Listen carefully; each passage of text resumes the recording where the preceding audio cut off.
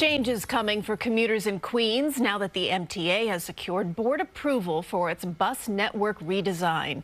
And while some riders are looking forward to streamlined service, others fear that it could become harder to get around. Elle McLogan has been following this story for months and has the latest from Queens Village. In the time that she walked here, what happens if she misses the bus? Charlton D'Souza is a transportation advocate.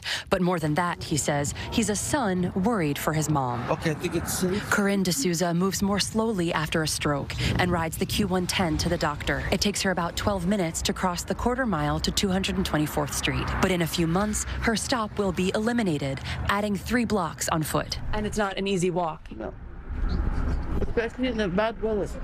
The MTA has announced that its Queens bus network redesign, 5 years in the making, will start rolling out in June, with the goal of smoother service for 800,000 daily riders. Where the Q110 makes frequent stops along Jamaica Avenue, the space between stops will nearly double. So we're losing service. This is what the MTA, they really screwed this up.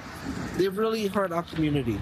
But others say the overhaul is overdue. It's been over half a century since the current bus network was put in place, and the borough's just changed dramatically during that time. Brian Fritch is with PCAC, a citizens advisory committee for the MTA. He says riders across the borough can prepare for a better quality of life. Some advocates are calling for amendments or changes to be considered. There's no doubt that there will need to be changes at some point in the future, but I think we would all benefit from seeing the plan in action first. So, Elle, other than Corinne there, who you interviewed in your report, what are the other riders saying about these changes? First and foremost, they're saying they depend on the bus. My borough is the size of a major city in its own right, and the bus is a lifeline.